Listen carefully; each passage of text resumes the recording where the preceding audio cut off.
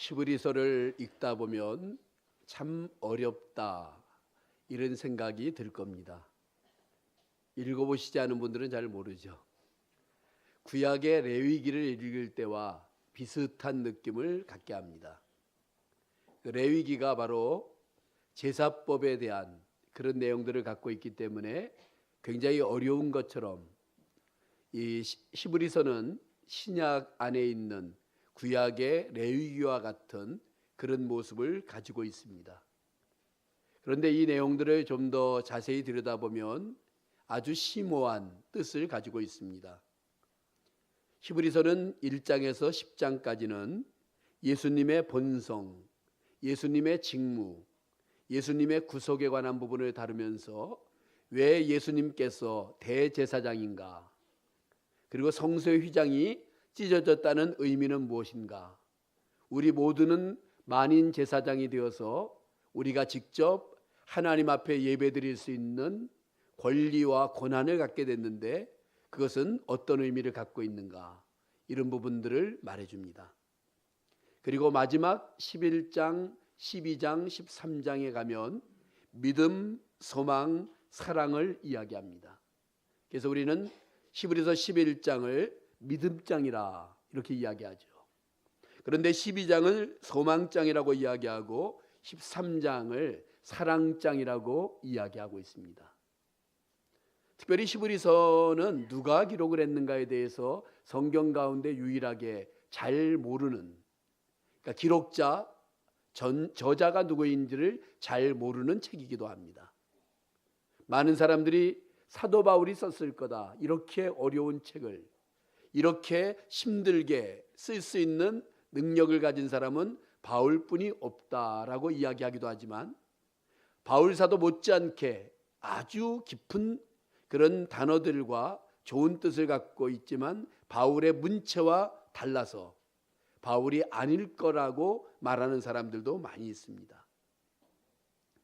그런데 오늘 저와 여러분들이 읽은 히브리서 12장은 바로 소망장에 관한 부분을 갖고 있죠. 이 소망은 영원한 천국만 바라보며 살라고 말씀하는 것이 아니라 이 땅을 우리가 어떻게 살 것인가, 그리고 이 땅을 살되 하늘의 시민권을 가진 사람으로서, 하늘의 백성으로서 어떻게 살아갈 것인가, 그 부분에 대한 이야기를 12장이 우리들에게 해줍니다. 맨 앞부분에는 우리에게 구름같이 둘러싼 허다한 증인들이 있으니 믿음의 주여 온전케 하시는 예수를 바라보자고 출발하면서 이제 오늘 본문의 말씀에 가보면 우리가 이 세상을 살 때에는 여러 가지 위험 앞에 노출되어져 있다, 이런 위험을 어떻게 이길 것인가, 이런 부분까지 말씀을 해줍니다.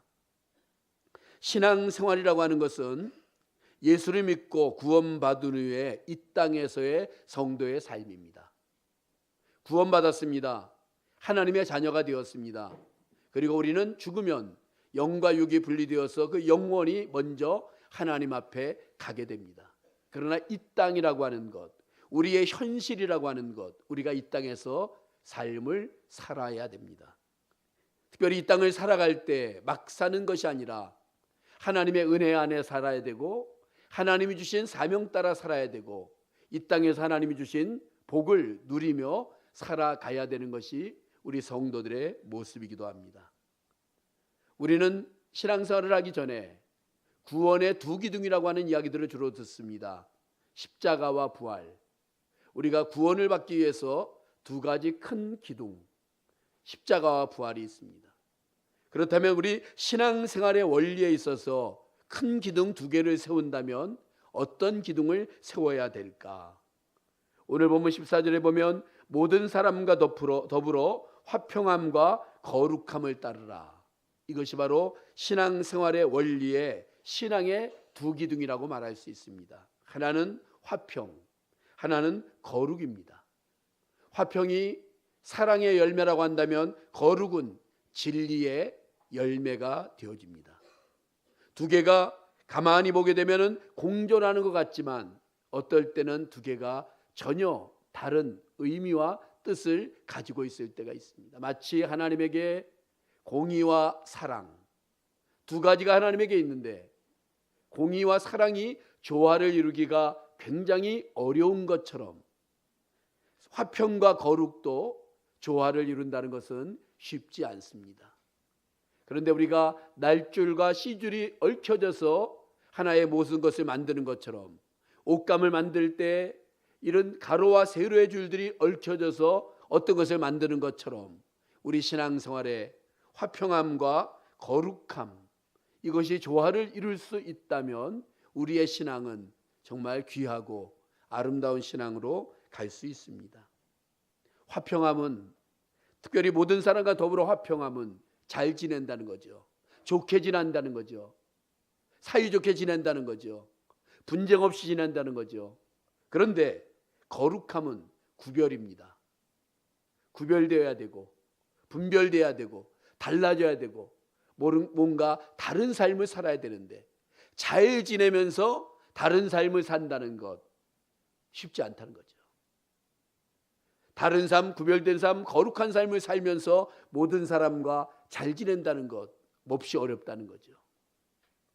그래서 우리의 신앙생활은 사실은 어렵습니다. 특별히 우리가 살고 있는 이 세상 자체, 우리의 삶 자체가 공포와 불안 등 두려움이 있는 세계, 위험이 있는 세계에 살고 있기 때문에 우리는 몹시 힘든 삶을 살게 됩니다. 오늘 본문의 말씀에 보면 하나님의 은혜를 거역하는 자들에게 주는 경고, 빨간 불. 제가 원래 이 말씀의 제목을 빨간 불 이렇게 잡았다가 고쳤습니다. 어제 빨간 불 이렇게 잡고서 왕성교회 노회 주일학교연 앞에 총회가 있다고 해서 설교를 하러 가는데 웬 빨간 불에 그렇게 많이 걸리는지 어제 늦었습니다. 남부순환도로로 따라가지 않고 조금 빨리 가려고 구로동으로 돌아갔고 저쪽에 옛날 보람의 병원 쪽으로 해서 돌아가는데 그 길이 빨간 불만 안 만나면 제일 빠른 길인데 어제는 계속 빨간 불에 걸리는 거예요. 걸리고 또 걸리고 또 걸리고 또 걸리고. 그래서 제목을 바꿔야 되겠다. 우리가 인생에서 빨간 불을 만날 때 주의하다, 스톱해라. 우리에게 신호를 보낼 때 스톱해줘야 돼요. 사실은 빨간 불에 미련하게 가면 안 되죠. 경고가 있을 때 스톱해야 됩니다. 무리하게 하다가 우리의 삶에 문제가 생기는 경우들이 많잖아요. 성경은 우리들에게 빨간 불을 만났을 때도 사실은 두려워하지 말라고 합니다. 주님을 만난 많은 사람들에게 주신 말씀, 두려워하지 말라, 놀라지 말라. 보통 대상이 있는 두려움을 공포라고 하고 대상이 없는 두려움을 불안이라고 합니다. 공포와 불안. 그러니까 대상이 있는 두려움이 있어요. 공포죠. 대상이 없는 두려움은 불안입니다. 공포와 불안이 그러니까 우리가 대상이 있을 때도 있고 없을 때도 있는데 우리를 찾아올 때가 있어요. 그럴 때 어떻게 이길까? 답은 의외로 쉽습니다. 믿음으로. 이게 답이에요. 근데 거기까지 가기가 어렵지. 믿음으로 이긴다. 우리 모두는 정답을 알고 있어요. 그런데 요즘에 정답만 알면 안 되고 과정을 이야기하라. 거기까지 과정을 가라는 거예요. 답만 알면 안 된다는 거예요. 답만 알면 100점을 안 주는 거예요. 과정을 이야기하라. 과정이 몹시 어렵습니다. 특별히 본문의 말씀은 우리들에게 2019년을 살아가면서 우리 앞에 빨간불이 있다. 위험이 있다. 이 위험을 어떻게 이길 것인가? 어떤 것이 우리들에게 위험 신호인가? 위험 신호를 피해가는 방법은 어떤 것이 있을까? 이런 부분들을 이제 말씀을 통해서 우리에게 주고 있습니다. 그 첫 번째는 우리에게 먼저 말씀하시는 것이 하나님의 은혜에서 이탈하지 말라. 은혜의 자리에서 벗어나지 말라. 오늘 본문 15절에 너희는 하나님의 은혜에 이르지 못하는 자가 없도록 하고 하나님의 은혜에 이르지 못하는 자가 없게 하라. 하나님의 은혜에서 이탈하면 안 된다는 거죠. 은혜의 세계에서 낙오하면 안 된다는 거죠. 디모데후서 2장 1절에 바울이 디모데에게, 사역자 디모데에게 주신 가장 강한 말씀은 내 아들아 너는 그리스도 예수 안에 있는 은혜 속에서 강한 사람이 되라. 은혜 속에 강한 사람이 되라. 우리는 은혜로 삽니다. 그 은혜로 인하여 믿음으로 말미암아 구원을 얻었나니 이것은 너희에게서 난 것이 아니요 하나님의 선물이라는 것처럼 구원도 믿음으로 얻지만 하나님의 은혜로 인하여 믿음으로 얻게 됩니다. 우리의 삶 자체가 하나님의 은혜가 떨어지면 아무것도 될 수 없어요. 은혜가 떨어지면 안 된다는 거죠. 기름 떨어진 차가 갈 수 없는 것처럼 은혜 떨어진 믿음의 인생은 힘이 들고 서 있을 수밖에 없고 벅찬 인생을 살 수밖에 없는 것입니다. 그래서 우리는 하나님의 은혜에서 이탈하면 안 됩니다. 마태복음 7장 21절 이하에 우리 주님 이런 말씀을 하셨어요. 주의 이름을 부르는 자, 주님 이름으로 선지자 노릇하는 자, 주님 이름으로 권능 행하는 자 다 천국에 가는 것은 아니다. 이 말이 무슨 말입니까? 은혜가 떨어지면 안 된다는 거예요. 은혜가 있을 때 주의 이름을 불렀고 주의 이름으로 선지자 노릇했고 주님의 이름으로 권능을 행했는데 은혜가 떨어지니까 안 된다는 거예요. 그래서 하나님의 뜻대로 살지 않고 하나님의 뜻을 거부하면서 살아가는 것이 바로 은혜가 떨어진 그런 자들의 모습이라는 겁니다. 마태복음 25장에는 큰 비유가 두 번 나옵니다. 하나는 달란트의 비유예요. 또 하나는 열처녀의 비유라고 알려져 있습니다. 여기 말하는 열처녀는 우리 모든 성도들을 이야기하고 있어요. 10명의 처녀가 모두가 등을 준비했어요. 어떻게 보면 구원의 방법을 가진 거죠. 그런데 5명의 지혜롭고 슬기로운 처녀들은 등에 기름과 예비된 기름이 있었지만 5명의 처녀들은 기름 조금만 가지고 있다가 신랑이 더디옴으로 기름이 떨어져 버렸어요. 그 내용에 대해서 성경은 미련한 5처녀와 지혜롭고 슬기로운 5처녀라고 그들을 구별합니다. 신랑이 왔을 때 은혜의 자리에 참여할 수 있었던 사람들은 슬기로운 5명이었다. 형식적으로 등은 가졌으나 내용인 기름이 떨어졌다는 것이죠. 자신의 정체를 반성함이 없이 피동적으로 주님을 기다리다가 생기는 일입니다. 그러니까 우리는 우리 자신에 대해서 점검해 봐야 돼요. 내가 하나님의 자녀인지 하나님의 사람인지, 오늘 밤 주님 오신다고 한다면 내 모습으로 괜찮은지, 내가 오늘 주님 앞에 간다 하더라도 괜찮을지 우리들을 한번 깊이 점검해 볼 필요가 있다는 거예요. 제가 이번 주간에 저쪽 경상북도 의성에 그 9개 시골 교회들 연합 집회를 인도하러 갔습니다. 교회가 9개 교회가 있어서 이야기를 들어보니까 제일 오래된 교회는 115년이 됐고 제일 이제 최근에 생긴 교회가 34년이 됐더라고요. 그것도 이제 마을이 하나 떨어져 있어 이쪽 교회에서 분리해서 이렇게 만들어준 교회더라고요. 사람들에게 물어봤습니다. 유아 세례 받은 사람 손 들어보니까 거기 한 200여 명 이렇게 모였는데 90% 이상이 유아 세례 받던 손 들어요. 그러니까 태어나서부터 예수를 믿었던 사람들, 믿는 사람들, 이런 사람들이 가득 차 있어요. 근데 물어봤습니다. 오늘 밤 하나님이 여러분을 부르신다면 내일 아침 천국에서 깨어날 자신이 있는 사람. 그랬더니 서로 옆에 쳐다보더라고요. 눈치 보고 반도 손을 못 들어요. 평생 교회를 다녔는데, 신앙생활 평생 했는데 왜 그럴까요? 많은 사람들은 행위에 자신이 없어 그래요. 요즘 마음의 상태에 자신이 없어서 그래요. 근데 그거랑 사실은 상관없어요. 그냥 그 KTX 표 끊으면 세수 안 해도 타도 되고 머리 안 감고 타도 되고 그거 머리 감았냐 세수했냐 그거 검사하는 거 아니거든요.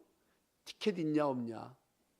제일 중요한 하나님의 자녀라고 하는, 예수 믿고 구원받았다고 하는 그것 있으면 되는데 그것 있는데 딴 게 없어요.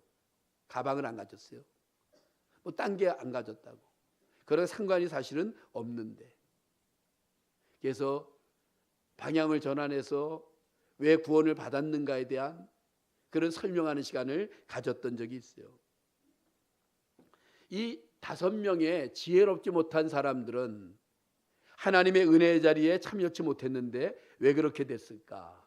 그것은 바로 자율적인 행동, 자유주의 때문에 그래요.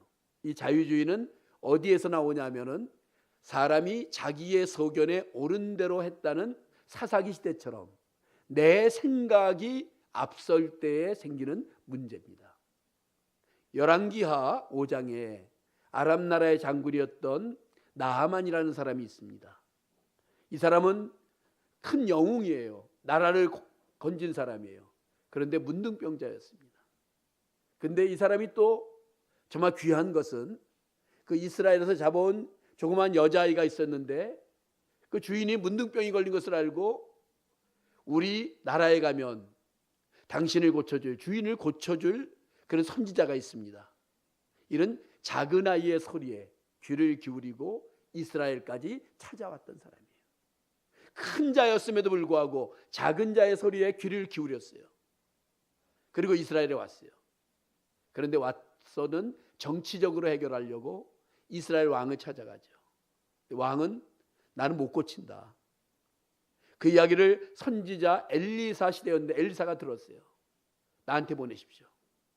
그랬지만 그 많은 물건을 가지고 이제 엘리사 선자를 찾아왔어요. 아마 누군가가 거기서 하인한 사람이 이렇게 외쳤겠죠. 이리 오너라 하면서. 이스라엘은 그렇게 안 하나요? 근데 나오질 않아요. 그리고 하인을 보내요. 이렇게 얘기를 합니다. 요단강물에 가서 몸을 7번 담그라. 이때 나하만이 이런 얘기를 하죠. 내 생각에는 저가 달려나와서 자기 하나님의 이름을 부르고 그 손을 흔들어 내 상처 위에 대고 기도하여 고칠까 하였노라. 나하만이라고 하는 사람은 자기 생각으로 가득 차 있었어요. 내가 가면 튀어나올 거다. 그리고 자기 하나님을 부르며 내 상처 부위에 손을 얹고 기도하여 고쳐줄 거다. 이런 어떤 자기의 생각 거기에 집착해서 있다 본데, 근데 요단강물에 7번 가서 담그니까 내 생각, 내 방법, 내 계획, 내가 전혀 계획하지 않았던 그런 것이 들려오니까 받아들이지 않는, 자신의 생각이 앞서면, 하나님의 말씀보다 내 생각이 앞설 때 생기는 문제들, 이 10처녀 가운데 5명의 사람들의 문제가 내 생각에는, 그 내 생각이라고 하는 거 보니까는 지나친 안일주의가 생기는 거죠. 아직 멀었어, 다음에 하지 하는 미루는, 금방 올 거야, 금방 올 거야. 자신의 편의와 이익만을 추구하고, 그러다 보니까는 하나님의 은혜의 자리에 동참함이 없는 그런 모습을 갖게 되었다는 거예요. 우리는 하나님의 은혜의 자리에서 이탈하면 안 됩니다. 우리는 2019년도에도 은혜를 주시는 공간, 은혜를 주시는 시간, 은혜를 주시는 자리, 거기에 예민하게 참여하고 또 마음을 기울여야 돼요. 제가 이번에 집회에 가서 감동을 받았어요. 어떤 면에 감동을 받았냐면은 그 뭐 설교 때는 그 조는 사람도 있고 하도 설교들을 많이 들어봐서 그런지 그때마다 제가 딴 것으로 깨웠는데, 근데 시작할 때가 재밌어요. 한 30분 1시간 전에 사람들이 미리 많이 와요. 맨 앞자리부터 서로 자리 잡으려고 싸워요. 앞자리에 가방 갖다 놓고 나가서 차 한 잔 마시고 들어와서 그 앞자리 의자 바꿔놓으니까 싸우고, 내 자리야. 한 교회도 아니고 9교회니까 서로 싸울만 하겠죠. 앞자리에 앉으려고, 앞자리에서 은혜 받으려고. 그래서 제가 그런 모습 보면서 그랬어요. 저는 이렇게 쓰면은 눈이 안 좋아서 중간 자리가 제일 잘 보입니다. 그렇게 이야기했어요. 앞자리는 잘 안 보여요. 이제 그런 얘기까지 할 정도로 은혜를 주시는 공간과 시간과 자리, 우리가 예배 자리, 말씀의 자리, 은혜의 자리에 동참하는 것이 또한 중요하죠. 하나님의 구원의 영역에 들어가기를 힘쓰는 겁니다. 하나님의 은혜는 우리를 거듭나게 하고, 하나님의 은혜는 우리에게 구원받은 것만이 아니라 우리의 삶을 풍요롭게 만들어주는, 하나님의 은혜가 있으면 약한 자가 강한 자가 돼요. 하나님의 은혜가 있으면 사방으로 우겨싸임을 당하여도 견뎌요. 하나님의 은혜가 있으면 고난과 고통과 힘듦에도 눈물이 나고 고통스럽지만 이길 수 있는 힘이 나오기도 해요. 우리는 하나님의 은혜의 자리에서 이탈하지 않는 그런 사람들이 돼야 됩니다. 은혜. 두 번째로 우리에게 주시는 교훈은 쓴뿌리가 생기면 안 된다는 겁니다. 15절 중간에 보면 또 쓴뿌리가 나가서 괴롭게 하여 많은 사람이 이로 말미암아 더럽게 되지 않게 하며. 이 쓴뿌리, 신명기 29장에는 18절 19절에 이렇게 말합니다. 그 마음이 우리 하나님 여호와를 떠나서 그 모든 신들에게 가서 섬길까 염려하여 독초와 쓴뿌리가 너희 중에 생겨서, 독초와 쓴뿌리가 너희 중에 생길까를 조심하라. 쓴뿌리가 뭔가 그랬더니만 옛날에 제가 저희 모교회 목사님으로부터 들었던 설교가 생각이 나더라고요. 제가 은혜를 많이 받았는지 어떤 날 성경을 보면 그 옛날에 정말 모교회 목사님이 하셨던 설교가 생각이 나요. 그분은 3대지 3소지를 잡으니까 이제 3가지만 생각나면 되죠. 생각이 나더라고요. 진리와 신앙에 대해 도전하는 비진리와 불신앙이 사상적으로 쓴뿌리다. 사랑과 화평을 파괴하는 불화와 분쟁이 윤리적으로 쓴뿌리다. 질서와 발전을 저해하는 혼란과 타락을 도모하는 독서가 사회적으로 쓴뿌리다. 제가 다 기억해냈어요. 쓴뿌리. 우리 안에 쓴뿌리가 자리를 잡으면, 독서가 자리를 잡으면 계속해서 올라와요. 쓴뿌리를 제거하고, 쓴뿌리를 중화하고, 쓴뿌리를 뽑아내고, 쓴뿌리가 생기지 아니하도록 이렇게 싹을 잘라야 돼요. 쓴뿌리는 화평과 거룩과 사랑과 진리를 파괴하는 그런 요소들이 바로 우리들에게 쓴뿌리가 되어진다는 것이죠. 성경에 보면은 쓴뿌리를 가진 사람들 많아요. 발람, 거짓 선지자로서 거짓 예언을 했던 고라, 광야에서 이스라엘 백성들, 하나님의 백성들을 계속해서 괴롭히고 시비 걸었던 산발락과 도비야, 느헤미야가 성전 재건을 하려고 했을 때 방해했던 사람들, 이런 사람들의 그 내용들을 잘 살펴보게 되면 쓴뿌리가 그 안에 있었어요. 하나님의 거룩을, 하나님의 영광을, 하나님의 교회를 파괴하고자 하는 쓴뿌리가 근본적으로 있어요. 우리 모두는 죄악이라고 하는, 죄 안에서 태어났다고 하는 원죄가 있기 때문에 우리 모두는 사실 쓴뿌리가 있습니다. 예수 그리스도를 믿고 하나님의 은혜 속에 살아가지만 우리도 은혜가 떨어지고 믿음이 떨어지게 되면 쓴뿌리가 점점 퍼져서 강한 힘을 발휘할 때가 많이 있어요. 이 쓴뿌리. 캄보디아에 4개의 교회 가운데 아울라웃 교회가 있어요. 아울라웃 교회는 이제 영암교에서 만든 교회인데 땅이 한 1000평쯤 되는 데다가 교회를 8m 오시면 잘 지어놨죠. 근데 넓은 마당에, 거기가 좀 습한 데라 그런지 선교사님들이 심도하는 것이 한 달에 한 번 이상 그 제초를 해야 되는데 너무나 잡초, 풀이 많이 나오는데 좋은 풀이 아니라 뭐 예를 들어서 그냥 가만 놔둬도 시금치가 나온다든가 상추가 나온다든가 막 그러면 좋을 텐데 그게 아니라 이 쓸모없는, 그러다 보니까 거기에 뱀이 자꾸 나타나요. 그래서 그것을 베야 되는데 베고 또 베도 안 된다고. 그래서 뭐 별의별 방법들을 다 동원하더라고요. 그래서 내가 뿌리를 뽑아라. 곡괭이로 파서. 그렇지만 목사님 그게 쉬운지 아십니까? 그러더라고요. 저번에 한번 갔을 때 제가 괭이를 갖다가 사다가 큰 소리를 쳤죠. 뽑아보자 하고. 몇 개 하다 보니까 저는 힘들어서 못하고 나는 힘드니까 너희들이 해라. 안 되더라고요. 쓴뿌리 뽑는 것이 얼마나 어려운지, 잡초 뽑는 것이 얼마나 어려운지, 뽑아도 나는. 그렇지만 우리는 우리 안에 쓴뿌리가 생기지 않도록 해야 되고, 쓴뿌리가 생기면 이건 쓴뿌리구나, 제거해야 되는구나, 그것을 알아야 됩니다. 쓴뿌리가 환경과도 연관이 많아요. 우리의 환경이 곤고한 환경, 무질서나 혼돈된 환경, 또한 지고 있는 짐이 너무 무거울 때, 십자가는 지고 짐은 내려놔야 되는데 짐이 무거울 때, 곤고한 환경 가운데서 우리는 혼돈된 환경 가운데 살아갈 때 우리는 쓴뿌리가 우리 안에 나올 때가 많습니다. 쓴뿌리가 나오면은 불평과 불만이 나타나고 인간적인 요소가 발생하고 반항과 반역이 나타나는 그런 모습들을 우리가 갖게 되죠. 왜 생길까? 구원의 도리와 확신을 갖지 못했을 때 쓴뿌리가 생겨나기 시작합니다. 성경 중심, 말씀 중심 신앙에 굳게 서지 못했을 때 쓴뿌리가 생기기 시작합니다.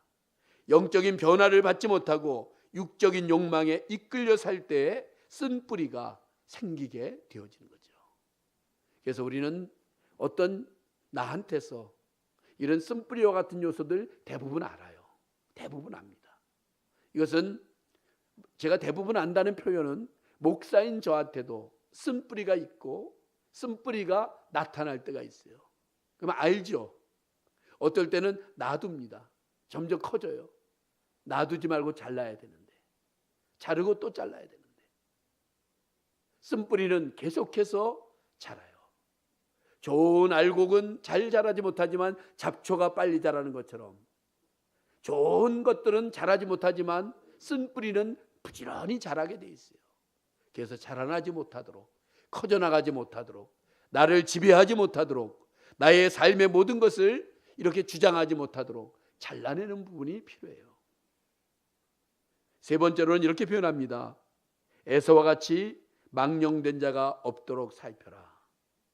망령된 자, 표현이 좀 이상하지요, 그죠? 베벨로스라고 하는 헬라어 단어인데 귀중한 것을 귀중히 여기지 아니하고 천대하는 사상과 행동, 그때에 이 단어를 씁니다. 귀중한 것을 귀중히 여기지 아니하고 천대하는 사상과 행동. 에서가 그랬죠. 자기가 가진 장자권이 소중한 줄 몰랐어요.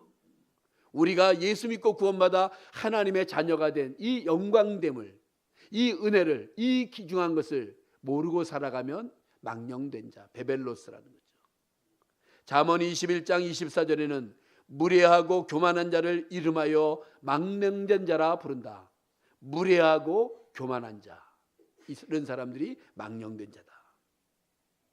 권위를 무시하고 존귀한 것을 멸시하고 바른 것을 싫어하는 사람들, 이러한 사람들이 바로 베벨로스입니다.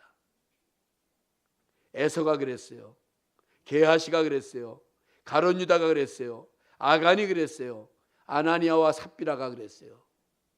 성경에 보면 베벨로스라고 이름 붙여진 그런 사람들이 꽤 많아요. 꽤 많습니다. 왜 이와 같이 망령된 자가 되는가? 일시적인 쾌락을 추구하다가 되지 못하고 된 줄 아는 오만불손 때문에 현실적인 자기 욕망을 추구하다가 생기는 일들입니다. 가치 판단에 있어서 착각하는 거죠. 귀중한 것을 포기하고 비천한 것을 채택하는 사고방식과 행동이 나타납니다. 순간적인 쾌락을 위해 영원한 행복을 포기하는 어리석음도 있어요. 육체의 것과 세상의 것을 위하여 신령한 하늘의 영광을 포기하는 어리석은 행동도 나타날 때가 있습니다. 이런 부분들이 우리가 하나님이 보실 때 베벨로스, 망령된 자의 모습이 되어집니다. 2019년 우리는 오늘도 세상 앞에 서 있습니다. 하나님 앞에 서 있는 것만이 아니라 우리는 세상 가운데 세상 앞에 서 있습니다. 우리에게는 계속된 대상이 있는 두려움인 공포, 대상이 없는 두려움인 불안 앞에도 서 있어요. 물론 믿음으로 이기죠. 믿음으로 이기죠. 그렇지만 우리가 오늘 주시마 말씀처럼 하나님의 은혜에서 이탈하면 안 된다. 은혜 속에 강한 자가 되면 불안과 공포를 이겨요. 위험도 이겨요. 쓴뿌리가 생기면 안 된다. 우리 안에 각자 안에 있는 정말 이런 약점, 쓴뿌리, 못된 부분들 제거해야 되죠.